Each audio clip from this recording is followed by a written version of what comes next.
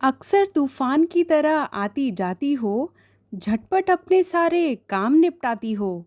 क्या कभी तुम कुछ देर बैठकर थोड़ा सा मुस्कुराती हो?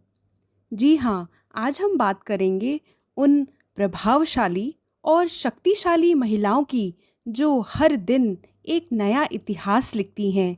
पर वो इतिहास अक्सर अखबारों में या किताबों में लिखा नहीं जाता। पर उन महिलाओं में से एक महिला आप भी हो सकती हैं। आपके आसपास आपकी कोई सहेली हो सकती है, आपकी माता हो सकती हैं या आपकी प्यारी सी बहन हो सकती है। पर अक्सर हम महिलाओं को अलग अलग प्रकार की चुनौतियों से जूझता हुआ देखते हैं, या यूं कहें कि अक्सर चलते चलते विचारों में खो जाती हैं, पर फिर उठकर एक बार और अपना साहस दिखाती हैं। ग्लास सीलिंग शब्द को आपने सुना ही होगा। यदि नहीं सुना तो आइए जानते हैं इसके बारे में कि इसका अर्थ क्या होता है। ग्लास सीलिंग का शाब्दिक अनुवाद करें तो इसका मतलब होता है शीशे की छत। आखिर इस शीशे की छत का मतलब क्या होता है? ग्लास सीलिंग का अर्थ उन अदृश्य बाधाओं से है जिनके फलस्वरूप महिलाओं को अपने करियर में आगे बढ़ने के अवसर जो उन्हें मिलने चाहिए उनसे वंचित किया जा सकता है, ताकि वे उच्च पदों पर या पोजीशन पर ना पहुंच पाएं। इस अदृश्य बाधाओं को ही ग्लास सीलिंग के नाम से हम सब जानते हैं। आज इंडस्ट्री के हर क्षेत्र में और अलग अलग तरह की कंपनियों में महिलाएं ना सिर्फ अपनी मजबूत उपस्थिति दर्ज करा रही हैं, बल्कि प्रभावशाली भूमिका भी निभा रही हैं। फिर भी कुछ है जो अदृश्य है और उनको कहीं ना कहीं रोकता है, जिसकी वजह से ना तो इन लड़कियों के पूरे टैलेंट का इस्तेमाल हो पाता है और ना ही वर्क प्लेस पर पूरी तरह उनको वो सम्मान या मान मिल पाता है जो वो असल में चाहती हैं। एक अदृश्य नेटवर्क है पुरुषों का जो हर चीज़ को कंट्रोल करता है।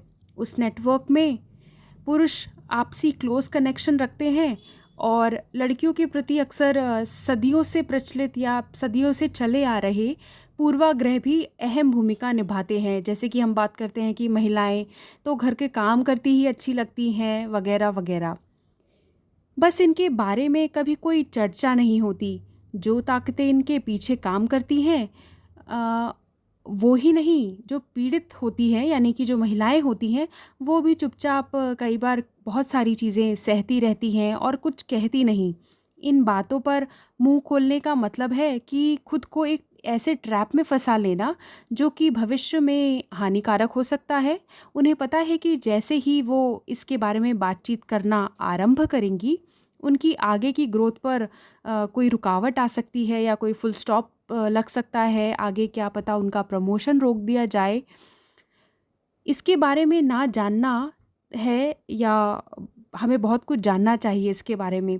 तो अगर इसके बारे में बहुत कुछ जानना है तो इस चक्रव्यूह में फंसी महिलाओं को करीब से समझना होगा।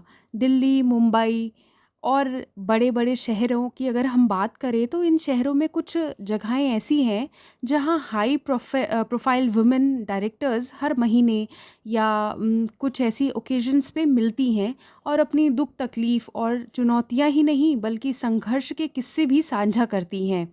वहाँ इनकी आपसी जो बातचीत होती है उसमें वो बताती हैं कि कैसे बोर्डरूम अक्सर गोल्फ खेलते हुए ही तय हो चुके होते हैं कई ऐसे फैसले, और जिसे ओल्ड बॉयज़ क्लब भी कहते हैं या सिंड्रोम भी कहते हैं, उसकी आसान शिकार ये सीनियर वुमेन प्रोफेशनल हो जाती हैं।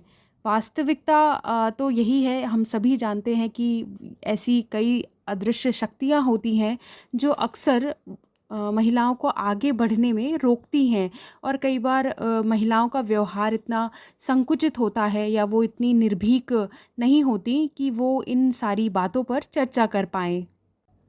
यदि आप एक महिला हैं या आप किसी ऐसी महिलाओं को जानते हैं तो इन अदृश्य शक्तियों के विपरीत एक रणनीति बनाकर आप इनसे लड़ सकते हैं।